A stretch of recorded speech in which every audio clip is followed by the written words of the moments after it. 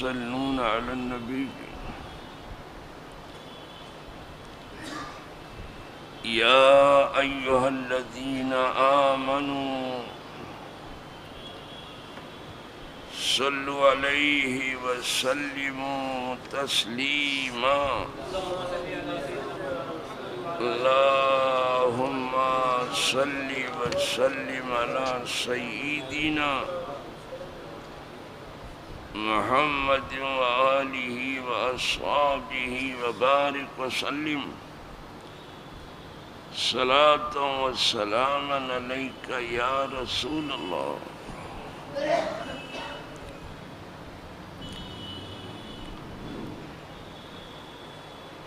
نحمده ونصلي ونسلم على رسوله الكريم أما بعد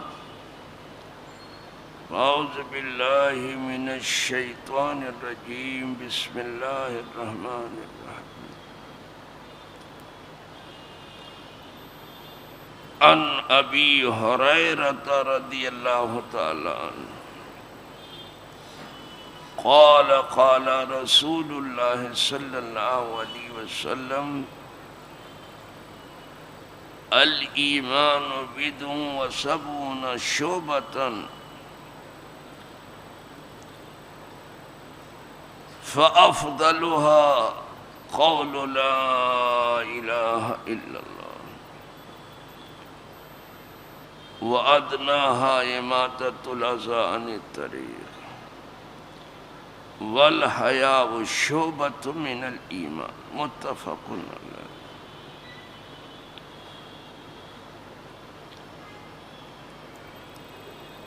یہ حدیث پاک جناب ابو ہریرہ رضی اللہ تعالیٰ عنہ سے مروی ہے. وہ کہتے ہیں کہ فرمایا رسول اللہ صلی اللہ علیہ وسلم نے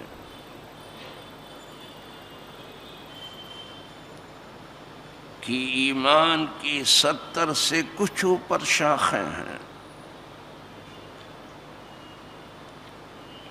تو اس میں سب سے افضل و اعلیٰ اور برتر و بالا شاخ لا الہ الا اللہ.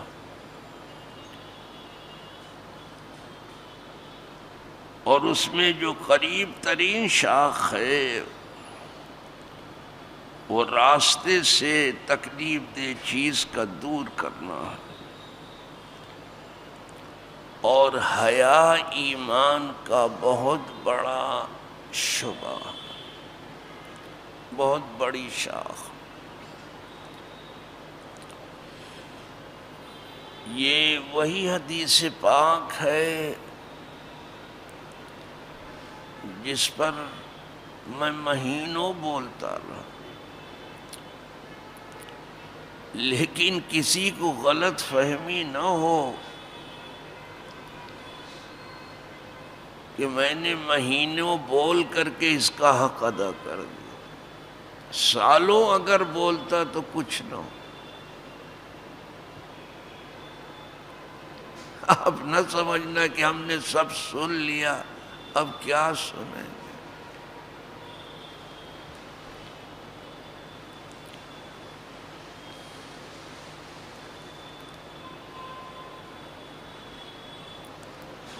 یہ مشک ہے، جتنا گھسو گے خوشبو زیادہ ہوگی.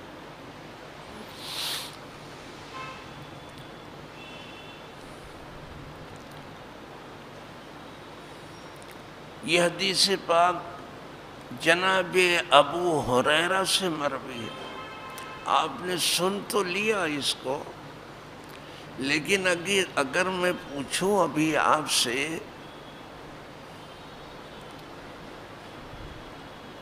کہ حدیث کے راوی جناب ابو ہریرہ کون ہے، آپ کہیں گے ہم کو کچھ پتہ نہیں ہے. اور یہ پوچھو کہ ان کو ابو ہریرہ کیوں کہا جاتا ہے تو بھی آپ کچھ نہیں بتا سکے.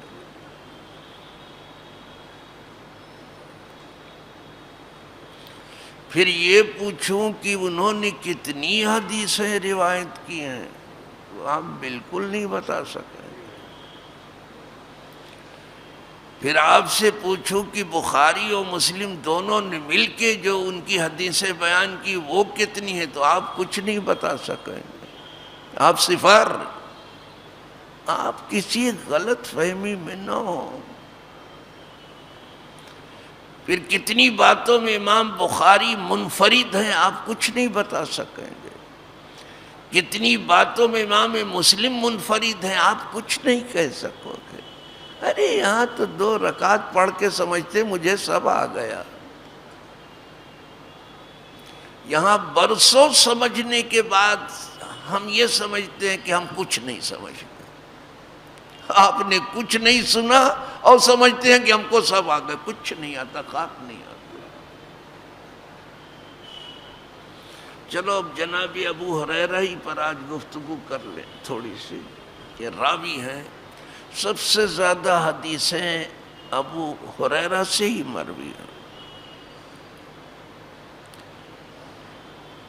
ایام جاہلیت میں اسلام لانے سے پہلے ان کا نام عبد شمس تھا۔ عبد شمس کا مطلب سورج کا بندہ۔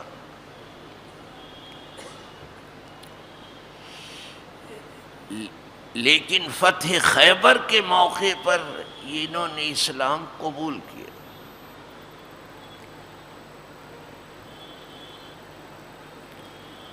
اور 4 سال حضور کے قدموں میں اس طرح سے زندگی گزاری ہے کہ کسی طرح سے یہ جدا ہونے کا نام نہیں لیتے تھے۔ جب انہوں نے اسلام قبول کر لیا تو ان کا نام عبداللہ یا عبد الرحمن رکھا گیا۔ زیادہ مشہور عبد الرحمن ہے ان کا نام، ابو ہریرہ کا نام ہے عبد الرحمن۔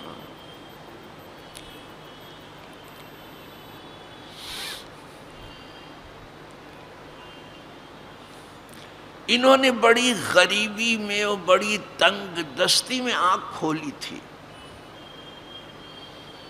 یہ صرف درسگاہ میں بتایا جاتا جو عوامی جلسہ گاہ میں ہم عرض کر رہے ہیں۔ جسے سیکھنے کا شوق ہے وہ سیکھ لے گا، اور جسے بے پرک اڑنے کا شوق ہے وہ اڑے گا اپنے ادھر ادھر، نہیں ہے نصیب میں اس کے کیا کرے گا۔ مال تو قارون کو بھی مل جاتا ہے، لیکن علم جو ہے اللہ والوں ہی کو ملتا ہے، خاص طور سے وہ علم جس سے لوگ اللہ والے ہوتے ہیں، جو خدا تک پہنچاتا ہے، وہ صرف اللہ والوں کو۔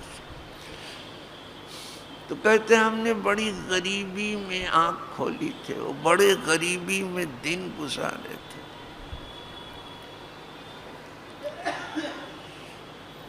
بسرا نام کی ایک عورت تھی،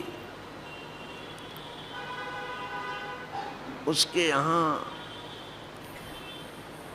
یہ مزدوری کرتے تھے، اور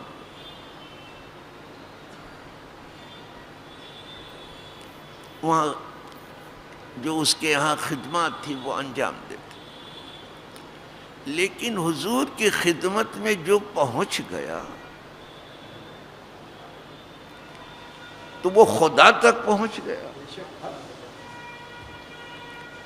اس نے جب دیکھا کہ یہ آدمی اتنا ایماندار ہے، اتنا سچا ہے،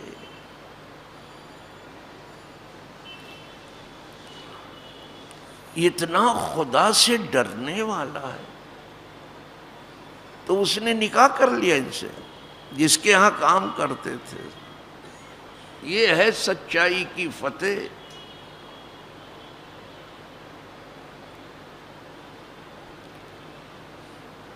یہاں کام اسی نے نکاح کر لیا۔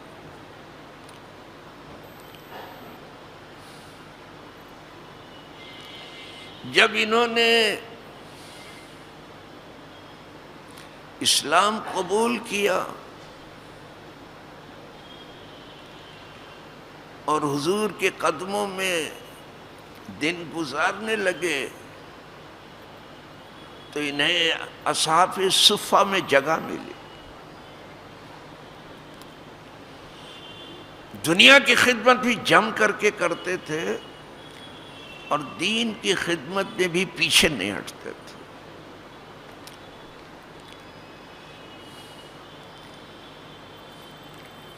ان سے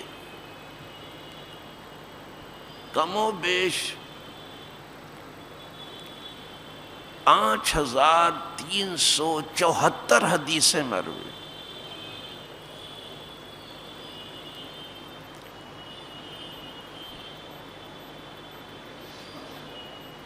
جس میں سے 355 حدیثوں میں امام بخاری اور امام مسلم دونوں کا اتفاق ہے. دونوں نے اسی کو روایت کی. 355 ہے وہ.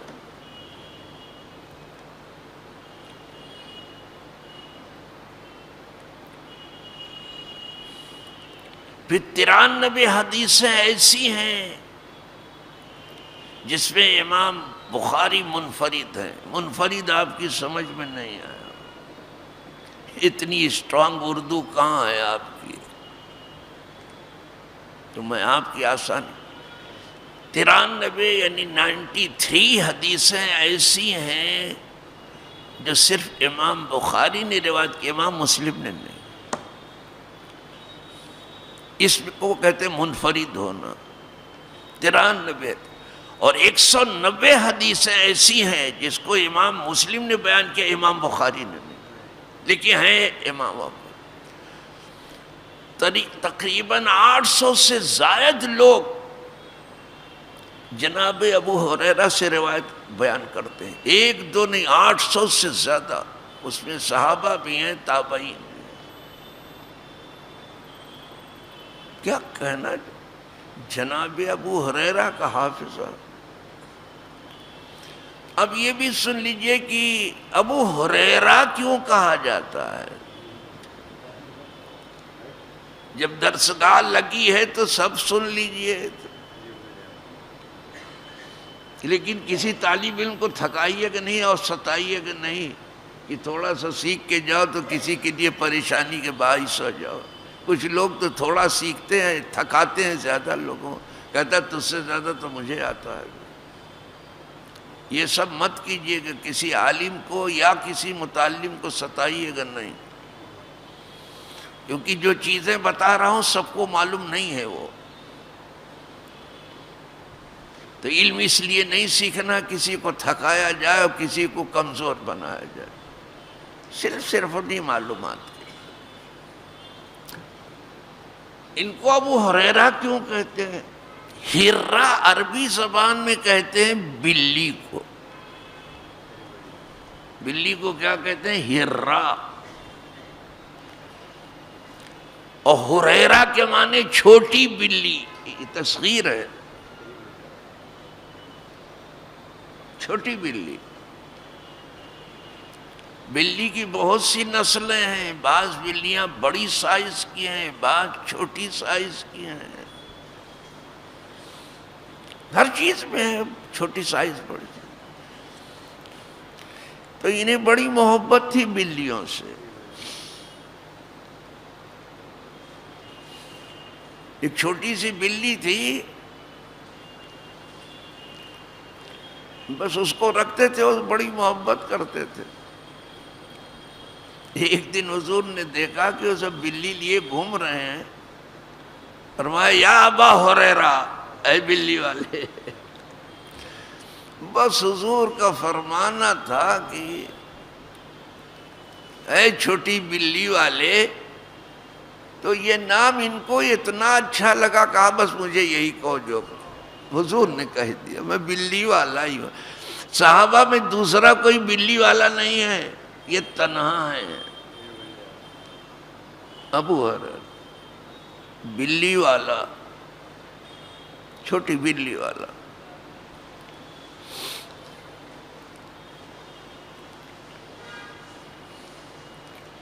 جیسے ایک بار مولا علی گھر میں کسی بات پر ناخوش ہوئے،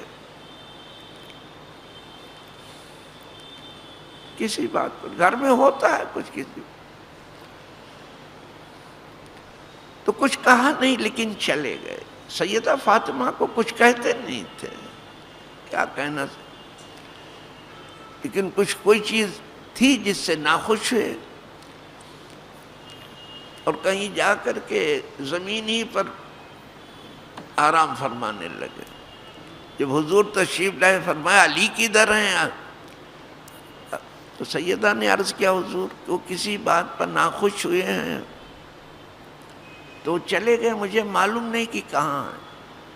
تو حضور نے کہا دیکھو علی کہاں ہیں؟ لوگوں نے دیکھا تو کہا وہ فلاں جگہ سوئے ہوئے ہیں۔ حضور خود تشریف لائے، دیکھا ہی زمین ہی پر سو گئے، اور جسم جو ہے مٹی سے لت پت ہے، بالکل کچھ پرواہ نہیں۔ پہلوانوں کی شان ہے مٹی لگا رہنا، اب تو مہندی لگا کے گھومتے ہیں، وہ بھی دولہا۔ یہ عورتوں کے لیے مہندی ہے کہ دولہے کے لیے؟ اب عورت بننے کی زیادہ فکر ہے مردوں کو، اور عورتوں کو مرد بننے کی زیادہ فکر ہے۔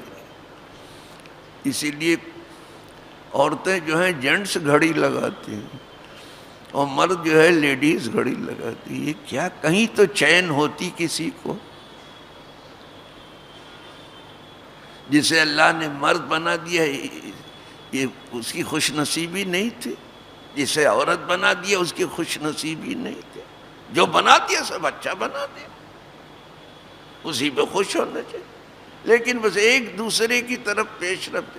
اب تو جنسیں بھی بدلی جا رہی ہیں، حالانکہ اس میں سکسیس نہیں ہے۔ جو خدا کی بنائی ہوئی چیز ہے، جسے خدا نے بنایا وہ اوریجنل ہے، اور جو آرٹیفیشل ہے یہ آدمی بناتا، اس کو بناتا کم ہے، بگاڑتا زیادہ ہے۔ نام ہے بنانے کا، یہ حکمراں جان رہے ہو، دیکھ رہے ہو نا یہ جو کر رہے ہیں، نام بناؤ کر لیتے ہیں، بگاڑ رہے ہیں سب، اور اپنے بگڑے ہوئے کھیل کو چھپانے کے لیے طرح طرح کی چیزیں ایجاد کرتے رہتے، بس آپ اسی میں الجھے رہو۔ ہاں یہ کیا کہا این آر سی ہے، یہ کیا این پی آر ہے، بھائی اسی میں الجھے رہو، ماتم کرتے رہو، کوئی ضرورت نہیں ہے کہ ہمارے عیب پر آپ کی نظر پڑے۔ ایسا الجھا دیا ہے لوگوں کو، تم ٹھیک سے دیکھ نہیں سکتے۔ یہ بازی گری ہے حکمرانوں کی، کیا کیا چالیں چلتے ہیں۔ اللہ ان بازیگروں سے بچائے جو تخت تاج رکھ کر کے بازیگری کر رہے ہیں، اور ان درویشوں سے بھی بچائے کہ جو درویشی کے راہ چل کے اور سادھو سنت کا کپڑا پہن کر کے شیطانوں کا کام کر رہے ہیں، ان سے بھی اللہ بچائے۔ درویشوں نے بھی کوئی ایک اچھا، کتنے لوگوں نے لباس پہنا سادھو سنت کا، کام شیطانوں کا۔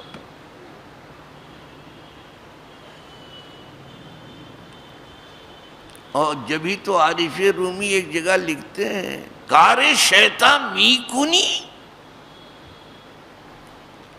نامش ولی گھر ولی نفس لعنت بر ولی۔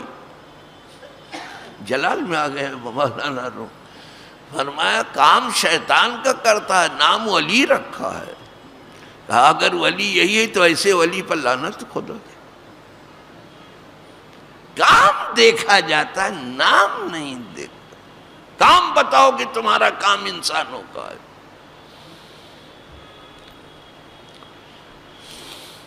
تو میں جناب ابو ہریرہ کی بات کر رہا تھا، کوئی 4 سال حضور کی خدمت بابرکت پہ رہے، اور وہ علم سیکھا انہوں نے، وہ علم پر عمل کیا کہ دنیا آج بھی انگشت بدندان. ہم چند حدیثیں بھی مشکل سے یاد کر پاتے ہیں. ان کے سینے میں جو کچھ حضور نے فرمایا تھا 4 سال میں سب محفوظ تھا. یہ تو بہت کم ہے جو روایتوں میں آ رہا ہے. اس لیے کہ روایت کرنے والے صرف امام مسلم اور امام بخاری ہی نہیں ہیں، اور ائمہ حدیث سب یاد تھا. کہہ رہے تھے مجھے بھولتا ہی نہیں تھا کچھ.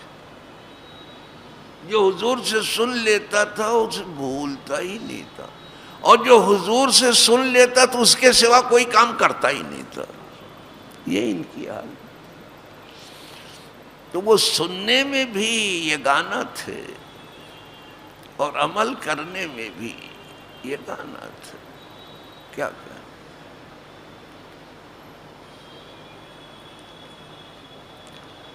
اب سمجھ میں آئے کہ ان کو ابو ہریرہ کیوں، نام عبد الرحمن ہے، نام کوئی جانتا ہی نہیں. تو حضور کی وہ بات کر رہا تھا کہ دیکھا مولا علی سوئے تھے اور زمین میں دھول گرد خوب لپٹی ہوئی تھی، آرام کر رہے تھے. حضور تشریف لائے. جب اس حال میں دیکھا فرمایا قم یا ابا تراب، اے مٹی والے اٹھ. تراب کہتے ہیں مٹی کو، ان کو ابو تراب کا، ان کو ابو ہریرہ. مولا علی کو یہ کنیت اتنی پسند آئی، کہا مجھے ابو تراب ہی کہا کرو. حضور جو کہتے ہیں سو کہتے ہیں.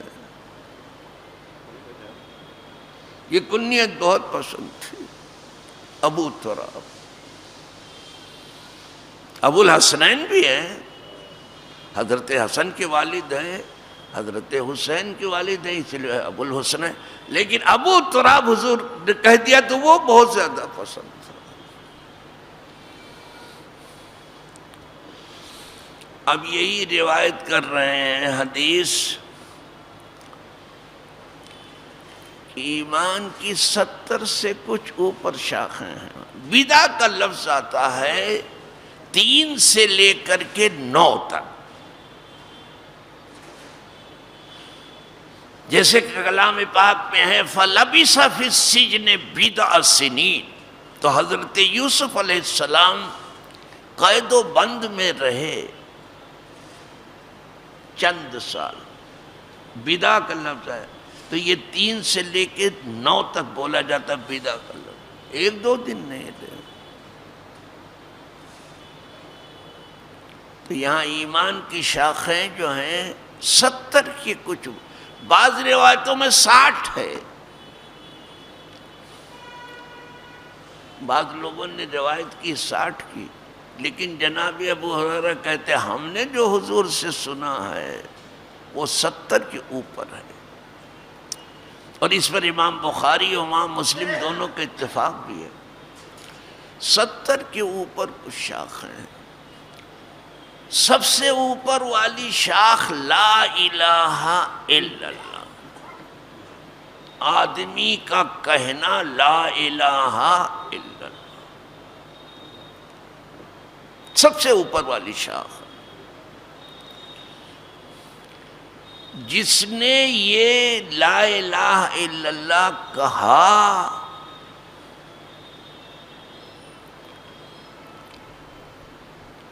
آپ کو ملے گا کہتے ہی در حقیقت جنت کا حقدار ہو گیا.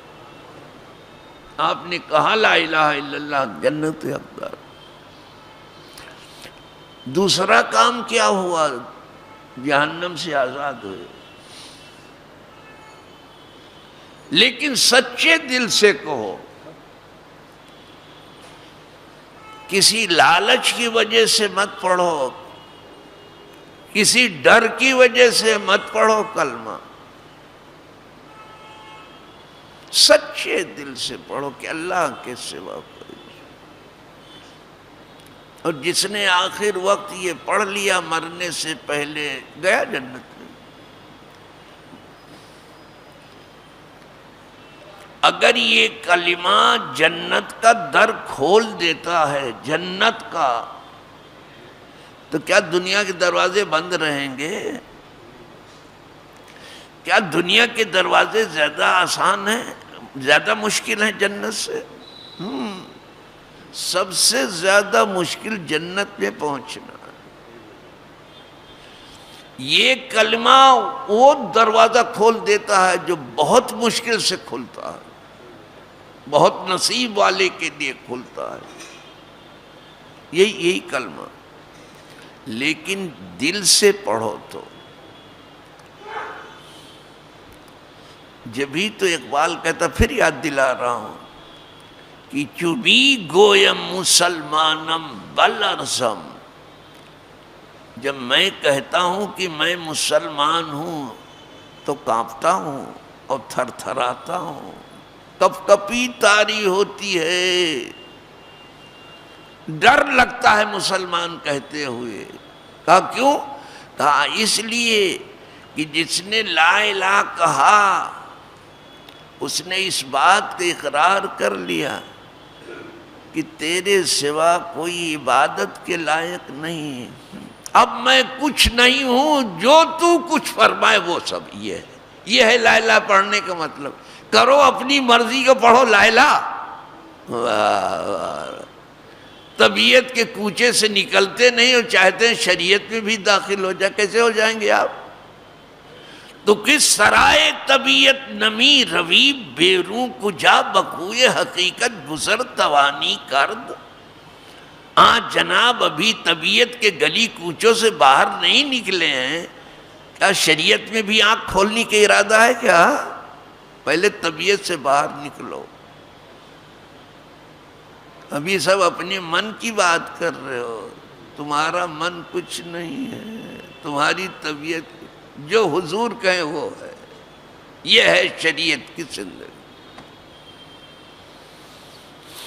تو سب سے اوپر والی شاخ،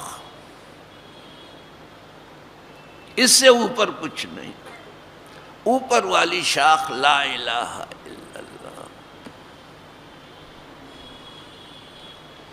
جس دن آدمی پڑھتا ہے لا الہ الا اللہ، جس دن پڑھتا ہے وہ جہنم سے آزاد ہوا اور جنت کا حقدار ہوا، اور اس نے ولایت کے زینے پر پاؤں رکھ دیا، ولی ہو گیا۔ آپ کو پتہ نہیں کہ ہر مسلمان ولی ہے؟ کلمہ پڑھتے ہی ولی ہوتا ہے۔ اور یہ جو تقریروں میں آپ ولی کا تذکرہ سنتے ہو، الا ان اولیاء اللہ جو سنتے ہو، وہ ولایت خاص ہے، ورنہ ہر مسلمان ولی ہے اللہ کا، جب تو اس کو آگ سے اللہ نے بچا لیا اور جنت کا حقدار بنایا، یہ ولی کا حصہ ہے۔ کیا کہنا اس کلمے، یہ افضل ذکر ہے۔ اگر یہ ساتوں زمینیں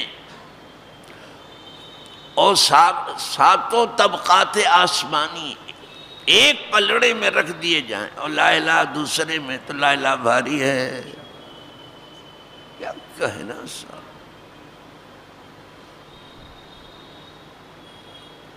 اس کو دل سے پڑھ کے۔ تو سب سے اوپر والی ایمان کی شاخ ہے لا الہ۔ تو ایمان صرف اوپر ہی کی بات نہیں کرتا، نیچے کی بھی بات کرتا ہے۔ کچھ لوگ جو ہیں صرف اوپر کی بات، لوح محفوظ کی بات کرتے ہیں، لیکن پاؤں کی پشت کی بات نہیں کرتے۔ یہ کمال ہے صاحب، واہ واہ واہ۔ لوح محفوظ انہیں دکھائی دیتا ہے، پاؤں کی پشت نہیں دکھائی۔ افسوس ہے اس میں۔ اب دیکھیں کہہ رہا وَأَدْنَاهَا، اور ایمان کی بالکل قریب والی شاخ جو ہے وہ تکلیف دہ چیز کا راستے سے ہٹانا۔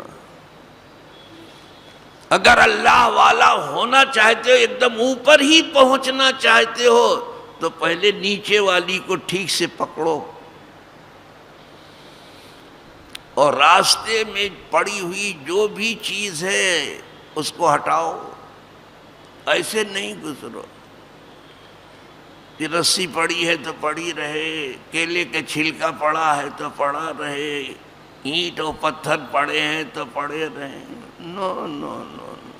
کانٹا پڑا ہوا تو پڑا رہے، کیل پڑی ہوئی ہے تو پڑی رہے. نو نو نو. ایمان کہتا ہٹاؤ. ہم نے جلدی سے دیکھا نہیں کسی کو، اور ایمان بہت ہے، یہ نیچے والی شاخ ہی نہیں ہے. سب سے پہلے لوگوں کی راہ سے کانٹے ختم کرو، تم پتھر ختم کر دو. پہلے اللہ کے بندوں کو آرام پہنچاؤ، پھر خدا تک جانے کی بات کرو. خدا تک جانے کی ایسے تو راہیں بہت ہیں. نماز پڑھ کے بھی پہنچتے ہیں لوگ، روزہ رکھ کے بھی پہنچتے ہیں، زکوٰۃ دے کے بھی پہنچتے ہیں، حج کر کے بھی پہنچتے ہیں. ارے ایک دو دروازے نہیں ہیں، جنت کے 8 دروازے ہیں.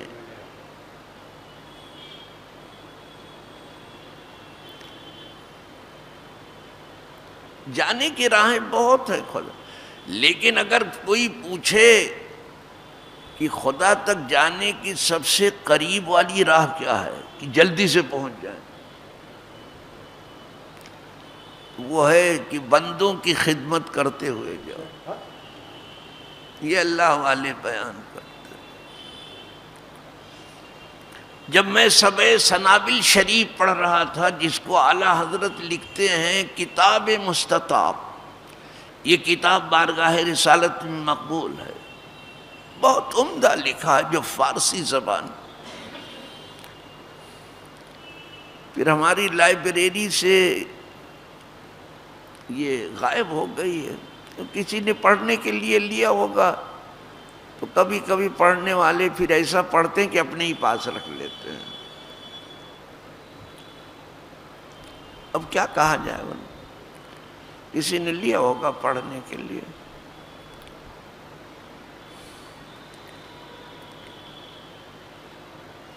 تو کتاب مستطاب سبع سنابل شریف میں نے پڑھا تھا کہ خدا تک جانے کی راہیں بہت ہیں، لیکن سب سے قریب راستہ خدا کی طرف جانے کا ہے لوگوں کا دل جیتنا.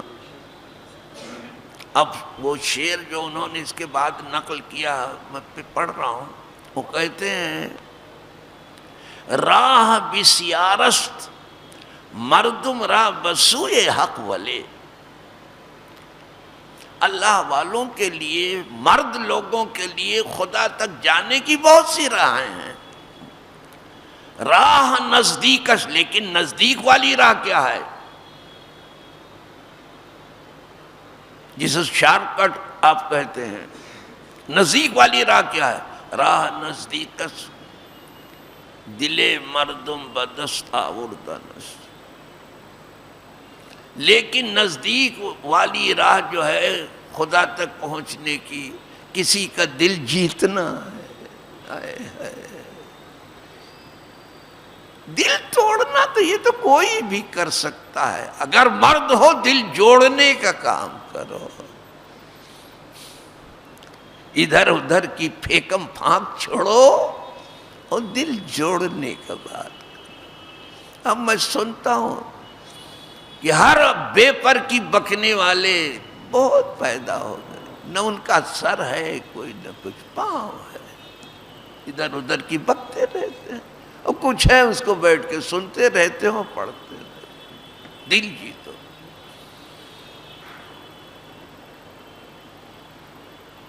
دل جیتنا.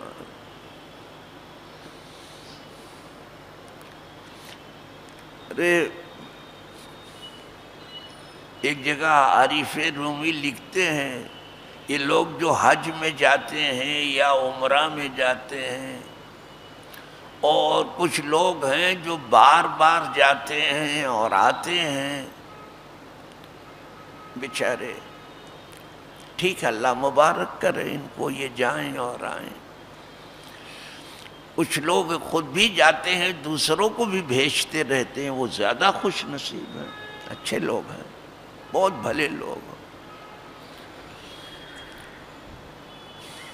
تو ان کے بارے میں لکھتے ہیں کہ آپ واقعی حج کرنے جا رہے ہیں. تو میں آپ کو ایک نسخہ بتا دوں، عارف رومی بتا رہے ہیں. حج کرنے والا پوچھتا ہے بتاؤ حج کرنے جا رہے ہیں، کوئی نصیحت ہو تو کر دو. تو عارف رومی نصیحت کر رہے ہیں حج کرنے والے کو، عمرہ کرنے والے. کہہ رہے ہیں دل بدستہ اور لوگوں کا دل ہاتھ میں لو، یعنی لوگوں کو راضی کرو. اگر حج میں جا رہے ہو تو اس کا خیال رکھنا کہ کسی کا دل آپ جیتو گے اپنی خدمت سے.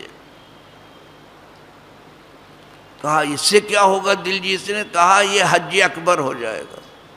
جمعہ کے دن حج ہو تو سب اس کو حج اکبر کہتے ہیں. واہ بھائی صاحب.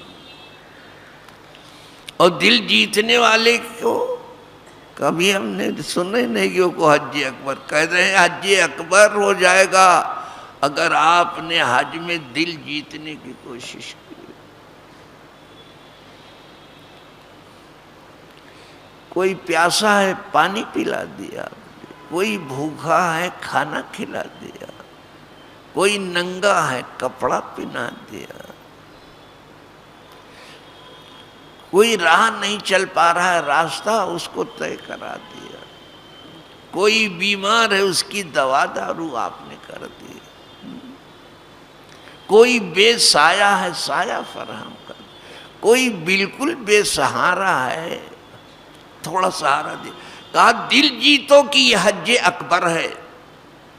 دل جیتنا خاص طور سے حج میں. لیکن دل کیسے جیتیں گے؟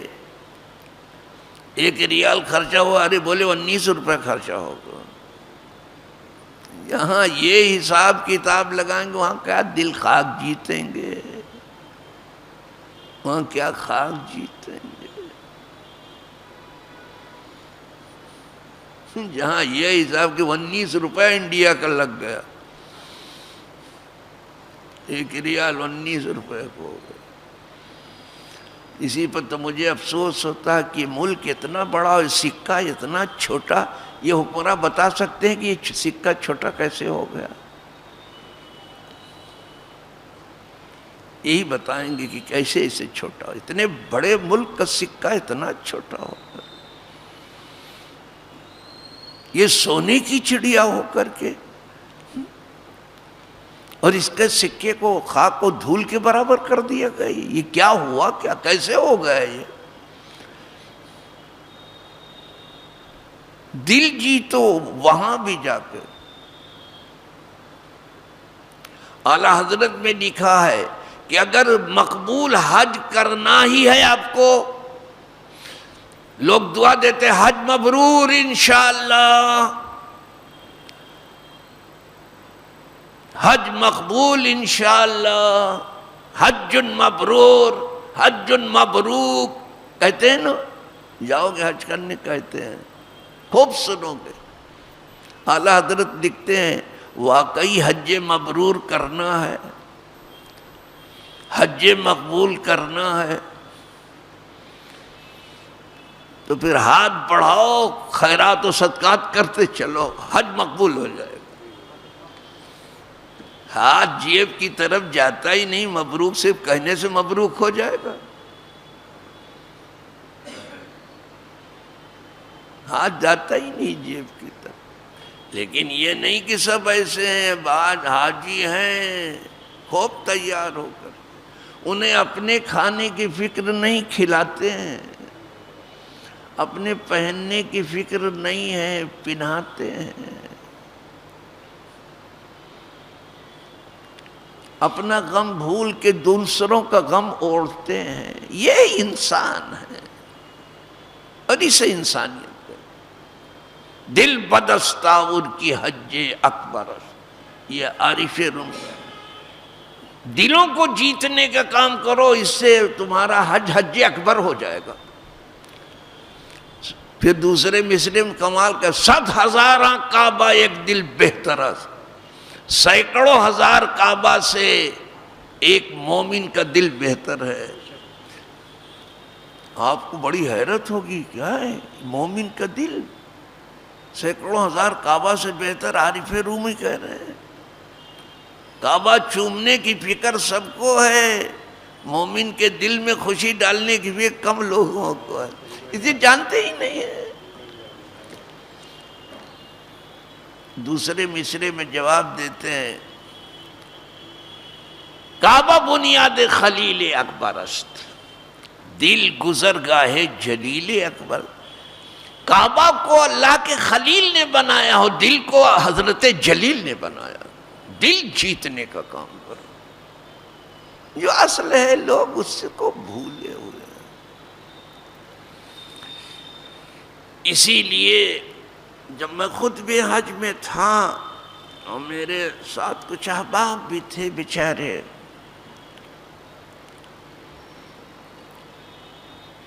تو میں نے دیکھا رمضان کا زمانہ ہے اور عرب اپنے پورے خاندان کو، اپنے چھوٹے چھوٹے بچوں کو لے کر کے حاجیوں کو افطار کرا رہے ہیں بڑے دھوم سے. کوئی 100 کو کرا رہا ہے، کوئی 200 کو کرا رہا ہے، کوئی 500 کو افطار ایسا کرا رہا ہے کہ خود اس کو اپنی افطار کرنے کی فکر نہیں ہے. تو میں نے بعض احباب سے اپنے کہا، نام بھی لوں تو کچھ حرج نہیں، لیکن اس وقت نام نہیں لے رہا ہوں. بعض احباب سے کہا کہ حاجی صاحب دیکھا آپ نے کیا شان ہے یہاں افطار کرانے. کہا واقعی سبحان اللہ جزاک اللہ. میں نے کہا وہ کام پٹ گیا سب کیا اس میں، سبحان اللہ جزاک اللہ.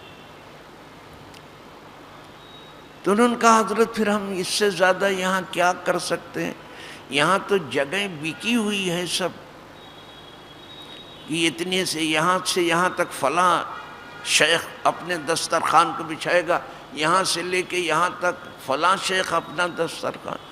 ہم اپنا دسترخوان بھی تو یہاں نہیں بچھا سکتے. میں نے کہا یہ سچ کہا آپ نے.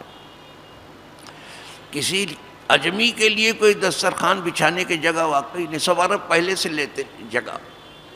میں نے کہا یہ سچ آپ نے کہا کہ ہمارے دسترخوان بچھانے کی جگہ تو نہیں، لیکن انہی عربوں کے دسترخوان پر ہم کچھ کھجور لا کے رکھ دے ہوئے جہاں لگا ہوا ہے، اور کچھ جو ہے لبن لا کے رکھ دیں، دہی لا کے رکھ دیں، کچھ پاؤں لا کے رکھ دیں، تو اس سے کیا یہ عرب صاحب منع کریں گے؟ کہا نہیں منع. تو ہم کہا پھر انہی کے دسترخوان کیا ضروری کہ دسترخوان ہمارا؟ دسترخوان تو حضور کا ہے، سب ہمارا کیا ہے؟ کچھ وہی کیا ہم لوگوں. یہ میں نے کہا یہ جو ہے 100 کو 50 کو 200 کو 500 کو ہم 2-4 کو ہی کرا دے ہوئے، ایک کو آدھی کھجور سے کرا دے ہوئے، لیکن کرائیں تو صرف افطار کرنے کی کیا دھوم ہے، کیا مزہ ہے. یہاں صرف افطار کرنے کی دھوم ہے کہ شاندار افطار کرانے کی دھوم مچاؤ. اگر وہاں ہمیشہ جو ہے باب الریان سے داخل ہو کر کے آسودہ رہنا ہے تو ہم دوسروں کو افطار کیا. آپ لوگوں نے لیا کچھ ڈبے لیا، بلکہ اپنے گھر کی خواتین سے کہا 2-4 ڈبہ لے کے اب خاتون کے درمیان انہی کے دسترخوان میں تم بھی رکھ دینا. کہا ٹھیک ہے آپ دے دیں گے تو رکھیں گے. ہم نے کہا ٹھیک ہے جانے لگو، بتاؤ میں 2-4 ڈبہ خرید دیں گے، ہم جس لائق ہیں گنے پڑے لوگ. وہ عرب خواتین نے جب دیکھا ان کو کہ اجمی عورتیں بھی رکھ رہی تو ہاتھ اٹھا کے دعا کرنے لگی. دیکھو مفت بغیر کہے دعا میں ہمیں خدمت سے دعا ملتی، صرف کہو میرے لیے دعا کرتا ہے. یہ تو ایک رسم ہے، اس سے کون کا کیا فرصتی آدمی ہے کہ آپ کے لیے دعا کرے گا؟ وہ تو سب کے لیے دعا کرتا ہے. دعا کرانا یہی ہے تو خدمت کرو. ہاں کچھ نہ ہو تب تو ٹھیک ہے، تو کہو گے تو دوسرے کو ترس بھی آئے، کچھ ہی نہیں ہے ٹھیک ہے. لیکن ایسا کہاں ہے کہ نہیں، ایک کھجور تو ہے، آدھی کھجور سے افطار کرو. تو عرض کر رہا تھا کہ سب سے قریب والی شاخ جو ہے تکلیف دہ چیز کا دور کرنا. اب آپ دیکھو، کسی کو تکلیف نہ دو، اپنے محلوں کو ایسا بناؤ کہ کوئی بھی گزرنے والا گزرے تو دعا دے کہ کیا انہوں نے محلے کو بنایا کبھی، اب چلنے کی جگہ نہیں رہ گئی. ٹھیک کرو اس کو پلیز، جلدی سے اس کو صحیح کرو. دوسرے محلوں کو دیکھ کر کے صحیح کرو. غیروں کے محلے میں دیکھتے ہیں کہ ایک ہی لائن ہے گاڑی کھڑی کر، یہاں گاڑی کے اوپر گاڑی، گاڑی کے اوپر گاڑی، گاڑی کے اوپر گاڑی. یہ اتنے اناڑی ہو گئے ہیں آپ، اتنا دیکھ کے بھی نہیں سیکھ رہے ہیں آپ. کوئی بیچ راستے بھی کھڑا ہو گیا، گاڑی کھڑی کر دے، بیچ راستے میں کھڑا ہو گیا. آپ کو کیا حق پہنچتا ہے راستہ بند کرنے کا؟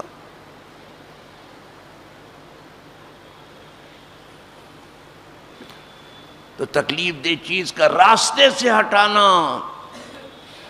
حضور تو منع فرماتے تھے کہ راستوں میں بیٹھو نہیں، اور اگر تم بیٹھتے ہی ہو تو پھر راستے کا حق ادا کرو. راستے میں بیٹھنے سے حضور منع کرتے تھے، لیکن اگر بیٹھتے ہو تو پھر راستے کا کچھ حق ہے وہ آپ کو ادا کرنا. تو یہ نیچے والی شاخ ہے ایمان کی. وَالْحَيَاءُ شُعْبَةٌ مِّنَ الْإِيمَانِ، اور حیا ایمان کا ایک بہت بڑا شعبہ، بہت بڑی شاخ ہے. حیا ہر جگہ چاہیے. جب تک آدمی کے اندر حیا ہے جلدی سے گناہ نہیں کرے گا. حیا روکتی ہے، منع کرتی ہے. اسی لیے کہا گیا اذا لم تستحی فاصنع ما شئت، جب تجھے حیا نہ رہی تو جو جی میں آئے کر. حیا روکتی رہتی. تو اسلام جو ہے حیا سکھاتا ہے.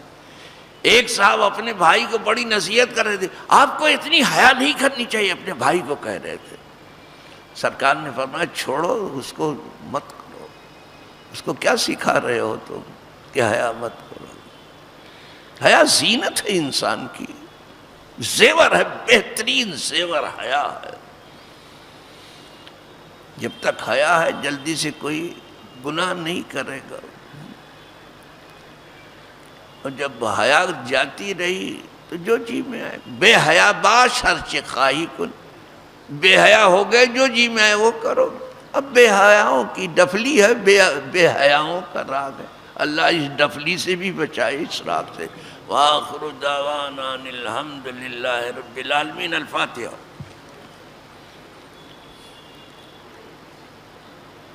ایاک نعبد و ایاک نستعین اہدنا الصراط المستقیم صراط الذین انعمت علیہم غیر المغضوب علیہم.